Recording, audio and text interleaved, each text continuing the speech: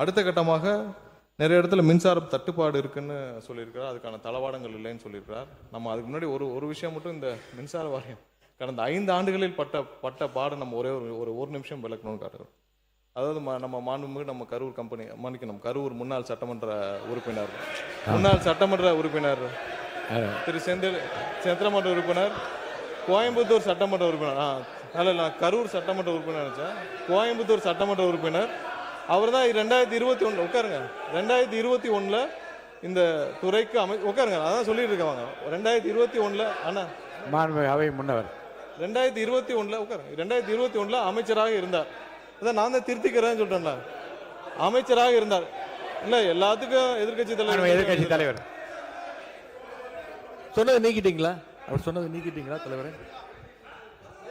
இல்ல எதிர்கட்சி மாண்புமிகு சங்கி அமைச்சர், மன்னிக்கணும், மாண்புமிகு எரிசக்தி துறை அமைச்சர் அவர்கள் பேச இல்ல மாண்புமிகு பாத்ரூம்ல நீக்கிட்டீங்களா? மாண்புமிகு பாத்ரூம்ல 3 மணி நேரம் உட்கார்ந்து இந்த எதிர்கட்சி தலைவர் நான் சொன்ன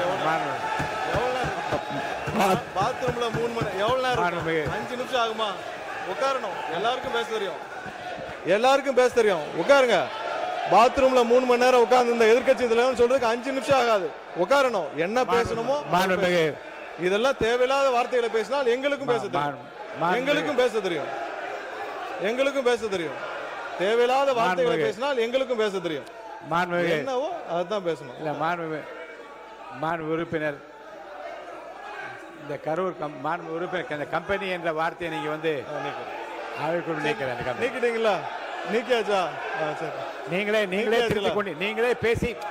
பேசி திருத்திக் கொண்டீர்கள். இருந்தாலும் அது அவைக்குள் அந்த வார்த்தை நீக்கப்படுகிறது. நீக்கியாச்சா? உட்காருங்க. அதான் நீக்கிட்டாங்க. எதிர்கட்சி மாண்பு எதிர்கட்சி தலைவர் உட்காருங்க. மாண்பு எதிர்கட்சி தலைவர் உட்காருங்க. மாண்பு எதிர்கட்சி நீங்களே உட்காருங்க. நீங்களே உட்காருங்க. அது பதார் அவரை உட்காருங்க. மாண்பு எதிர்கட்சி தலைவர் நீங்க மட்டும் நீங்க இல்லைங்க. மாண்பு எதிர்கட்சி தலைவர் பேச அனுமதிச்சிருக்கேன். அவர் பேச அனுமதிக்க நீங்களே அதை அப்டேட் பண்றீங்களா? அவர் பேசுறத நீங்க பேசுங்க. தலைவர் அவர்களே, இப்போ தமிழ்நாட்டில் யார் பாத்ரூம்ல எவ்வளவு நேரம் உட்கார்ந்துருக்காங்க அப்படின்னு கண்காணிக்கிறதுக்கு ஒரு தனியாக அமைச்சர் வச்சிருக்கீங்களா என்பதை நான் கேட்க விரும்புகிறேன்.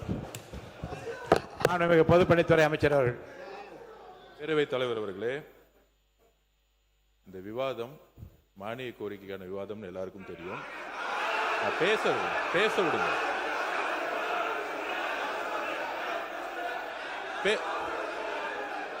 நான் எதுவுமே தப்பா சொல்லல, பேச விடுங்க. எதிர்கட்சி தலைவர் நான் பேச வர்றது என்னன்னு கேட்டுக்கிட்டு பதில் சொல்லிட்டேன். எதிர்கட்சி தலைவர் ஒன்னும் தவறு கிடையாது. நான் திருப்பியும் பதிவு பண்றேன். இந்த மாதிரி எல்லாரும் எந்திரிச்சா, நாங்க எந்திரிச்சா இந்த அவை நடக்காது. எல்லாரையும் உட்கார சொல்லுங்க. எல்லாரையும் உட்கார சொல்லுங்க. உட்காருங்க. மாண்புமிகு எதிர்கட்சி தலைவர் மட்டும் பேசுங்க. உட்காருங்க. மற்றவங்க எல்லாம் உட்காருங்க. அவர் பேச நீங்க பதில் சொல்லுங்க. மாண்புமிகு எதிர்கட்சி தலைவர் பேசுவாங்க. அதுக்கு மாண்புமிகு பொதுப்பணித்துறை பதில் சொல்லுவார். உட்காருங்க. எல்லாம் மீதி பேர்லாம் உட்காருங்க. பேரவைத் தலைவர் அவர்களே, நீங்க பேசுங்க. எங்களுடைய சட்டமன்ற உறுப்பினர் முன்னாள் அமைச்சர் அவர்கள் இந்த மானிய கோரிக்கைகளை தெளிவாக புள்ளிவிவரங்களோட பேசிக்கிட்டு இருந்தார். தவறான வார்த்தைகளை முதல்ல பேசுறது யார் என்பது உங்களுக்கு தெரியும். அதையெல்லாம் அவை குறிப்பில் நீங்க நீக்க வேண்டும் கேட்டுக்கொள்கிறேன். பேசுகிற போதே திருத்திக் கொண்டு அது அவைக்குள் நீக்கப்படுகிறது. சரியாச்சுங்க? நீங்க சொல்லுங்க. நீங்க திரும்ப பெற்றீங்களா? அப்பயே சொல்லிட்டீங்களா? அவரே சொல்றாரு திரும்ப பெற்றேன்னு சொல்றாரு. அப்புறம் என்ன இதுக்கு மேல என்ன வேணும்? அவரே திரும்ப பெற்றா சொல்றாருங்க. அவரே சொல்றாரு திரும்ப பெற்றேன்னு சொல்றாரு. அப்புறம் விடுங்க. அதுக்கப்புறம் 2021 காலகட்டங்கள் அமைச்சராக இருந்தார். அவரே சொல்றாரு திரும்ப பெறல என்ன அர்த்தம்? பெற்றாச்சு. ஒரு வார்த்தை பேசினால் மறு வார்த்தை பேசுவதற்கு எங்களுக்கும் தெரியும்.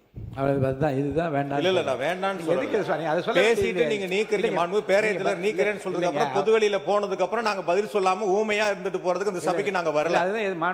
எங்களுடைய மக்களுடைய கோரிக்கைகளை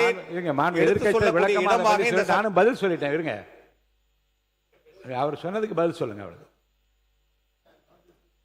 மாண்புமிகு பேரவைத் தலைவர்களே, அந்த ஹார்ட் டிஸ்க் சம்பந்தமா கேட்டேன்.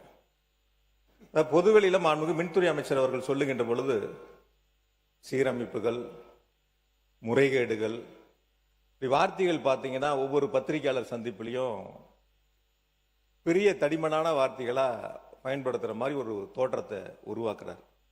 அதான் எங்களுடைய எதிர்க்கட்சி தலைவர் போட்டுதலுக்குரிய எங்களுடைய சின்னவர் சொன்னாங்க காலையில். எது இருந்தாலும் நம்ம பதவி ஏற்றுக்கிட்ட கடமையை நிறைவேற்றக்கூடிய வகையில் ஒரு தவறுகள் இருந்தால் உடனுக்குடன் அதை சுட்டி காட்ட வேண்டும், அதன் மீது நடவடிக்கை எடுக்க வேண்டும். அதுதான் நம்ம உறுதிமொழி எடுத்துக்கொண்டதனுடைய அர்த்தம் நிறைவேறும். அப்படி இல்லாம துறையில் சில தவறுகள் இருந்தால் அல்லது முன்னால் உங்களுக்கு கண்களுக்கு அது தவறாக தெரிந்தால் உடனுக்குடன் அதை சுட்டி காட்டி நடவடிக்கைகளை மேற்கொள்ள வேண்டும். பேரவைத் தலைவர்களே, தொகுதி கோரிக்கை சம்பந்தமா உங்கள்கிட்ட எழுதி கொடுத்தாரு, நீங்க அவையில் பதிவு செய்து கொள்ள வேண்டும் என்று கேட்டுக்கொள்கிறேன். மாண்பு மின்துறை அமைச்சர் அவர்கள். மாண்புமிகு பேரவைத் தலைவர் அவர்களே, நமது சட்டமன்ற உறுப்பினர் சொல்ற போது அதாவது 3000க்கும் மேற்பட்ட கேங்மேனுடைய டிரான்ஸ்ஃபர் பற்றி சொல்லியிருந்தார். நாங்கள் குறிப்பிடப்போ அதான் சொல்லியிருக்கோம். அதாவது இங்கே வந்து ஆட்கள் பற்றாக்குறை கண்டிப்பாக இருக்குது. பற்றாக்குறை காரணமாக ஒரு சில இடங்களில் அவர்களுக்கு தேவையான பேக்கப் ஆள் இல்லை, அதனால டிரான்ஸ்ஃபர் பண்ண முடியல. ஏன்னா கடந்த ஆண்டுகளில் 343 பேர் தான் நம்ம எடுக்கப்பட்டிருந்தோம். ஸோ அது ஒரு முக்கியமான விஷயம். அடுத்ததாக ஏதோ செய்தியாளர் சந்திப்பின் போது ஏதோ தடித்த வார்த்தைகளால் ஏதோ முறைகேடுகள் அப்படிலாம் சொன்ன மாதிரி சொன்னார். நாங்கள் எதுவும் சும்மா பொதுவான யாரும் எதுவும் சொல்லலை. இந்த துறையில் அமைச்சராக வந்த பொழுது முதல்வருடைய உத்தரவின் பேரில் கடந்த 5 ஆண்டுகள் நடந்த அனைத்து டெண்டர்களையும் அனைத்து ஒப்பந்தங்களும் தீவிரமாக ஆராய்ந்து அதில் 4 அமைச்சர்கள் மாறின பிறகும் எல்லாவற்றையும் ஆராய்ந்து 45 டெண்டர்களில் பெரிய அளவில் முறைகேடுகள் கண்டுபிடிக்கப்பட்டு அது டிபிஎஸ் விஜிலன்ஸுக்கும் ரெஃபர் பண்ணப்பட்டு வழக்கும் பதிவு செய்யப்பட்டு அதுவும் தற்போது விசாரணை நடந்து வருகிறது. அவருக்கும் தெரியும் அது விசாரணையில் நடந்து வருகிறது. அது இல்லாமல் இப்போ வந்து கடன் வாங்கப்படும். ஏன்னா இது தனி நிறுவனம், இது கார்பரேஷன், இது பொதுத்துறை நிறுவனம். இந்த நிறுவனம் இது ஒரு அளவுக்கு தான் அரசு இதுக்கு நிதி கொடுக்குமே தவிர இது தானாக இயங்க முடியாது. தாங்க இயங்கக்கூடிய ஒரு நிறுவனம் கடன் வாங்கி தான் செய்ய முடியும். ஆனால் கடனை வாங்குற போது அந்த கடன் எப்படி நம்ம பயன்படுத்தணும்னு இருக்கும், எங்கெங்க பயன்படுத்தணும்னு இருக்கணும். பெரிய அளவில் ஆட்களும் வேலைக்கு எடுக்காமல், பெரிய அளவில் இன்ஃப்ராஸ்ட்ரக்சரை நம்ம அதிகரிக்காமல், எதுவுமே செய்யாமல், அதுவும் ஏன்னா மற்ற துறையில் இருந்தப்போ அவர் வந்து மற்ற துறையில் இருந்தப்போ அவர் வேலைக்கு அதிகமாக ஆள் எடுக்கக்கூடியவர் தான். ஆனால் இந்த துறைக்கு வந்த பிறகு போக்குவரத்தில் இருந்தப்போ நிறைய ஆட்களை வேலைக்கு எடுத்திருக்கிறார். அதெல்லாம் எடுத்தது போனவரில் நல்ல சிறப்பாக வேலைக்கு ஆட்களை எடுக்கக்கூடியவர் தான் அந்த முன்னாடி நம்மளுடைய சட்டமன்ற உறுப்பினர். ஆனால் இந்த துறையில் மட்டும் வேலைக்கு ஆட்கள் எடுக்கவில்லை. ஏன்னா அவருக்கு இது போக நிறைய மற்ற விஷயங்கள் மற்ற வேலைகள் நிறைய இருந்திருக்குது. அதனால கண்டிப்பாக இது கடனை வைத்து தான் சமாளிக்க முடியும். அதை எப்படி பயன்படுத்தணும் இருக்கு. கண்டிப்பாக ஒவ்வொரு ரூபாயும் மக்கள் பயன்பாடுக்கு இந்த வாரியத்திற்கு சரியாக பயன்படுத்தப்படும் என்பதை தெரிவித்துக் கொண்டு என்னுடைய பதில் உரையில் எல்லாவற்றையும் விரிவாக மாண்புமிகு எதிர்க்கட்சி தலைவர் உட்காருங்க. சொல்லுங்க. மாண்புமிகு அமைச்சர் மின்துறை அமைச்சர் பேசிக்கிட்ட பொழுது 5 வருஷத்துல 4 அமைச்சர் நாங்க ஒரு இப்ப பாக்குறோம். இப்ப தாவேக அரசு எத்தனை அமைச்சர்கள் மாத்துறீங்களா இல்ல எல்லா அமைச்சர்களும் அப்படியே இருப்பாங்களா, எந்த மாற்றமும் இருக்காதாங்கிறத மக்கள் பொறுத்திருந்து பார்ப்பாங்க. அது முதலமைச்சருடைய சிறப்பு. இது யார் அமைச்சராக இருக்க வேண்டும், எந்த துறைக்கு யார் அமைச்சராக இருக்க வேண்டும் முதலமைச்சருடைய தனிப்பட்ட விருப்பம். அது ஆகையால ஒரு துறையில வந்து அதாவது சொல்லுகின்ற பொழுது கருத்துக்கள் வந்து அது போக்குவரத்து துறையில் அதிக ஆட்கள் எடுத்தாங்க, இதுல ஒரு சரியான ஒரு சட்டமன்றத்தினுடைய நிகழ்வா தெரியல. அது நாங்களும் சொல்ல முடியும். நீங்க வந்து இது வரைக்கும் எஸ்சி கூட்டமே நடத்தல, மின் விநியோகத்துல மின்சார விநியோகத்தை செய்வதற்கான கூட்டமே நீங்க நடத்தல, அப்புறம் எப்படி சீரான மின் விநியோகம் செய்ய முடியும்? அதனாலதான் தமிழ்நாடு முழுக்க மின்வெட்டு ஏற்படுது. லேசா மழை பெஞ்சா சென்னையில 2 நாளா மழை இல்ல, கரண்ட் இல்ல. இது யதார்த்த சொல்றேன். நாங்க என்ன சொன்னோம்னா 4 அமைச்சர்கள் இந்த துறைக்கு மாற்றப்பட்டிருக்கு. 4 முறை அமைச்சரவை மாற்றம் நடந்திருக்கு. 4 முறை மாற்றப்பட்டு இந்த துறையில் என்னென்ன நடந்திருக்கு நம்ம சொல்றோம். அதெல்லாம் ஒன்றும் தப்பு இல்லை. அவர் ஏற்கனவே வந்து வேலைக்கு ஆள் எப்படி எடுத்தான்றதில் வேலைக்கு ஆள் எடுப்பதில் வல்லுனர். அது வல்லுனர்னு ஊருக்கே தெரியும். அது எடுத்தவரை இங்கேயே எடுக்கலன்னு தான் கேட்கிறோம். எடுத்திருந்தா நல்லபடியா இருந்திருக்கும், இப்போ நடந்திருக்கும். அடுத்ததுக்கு போகலாம். நன்றி.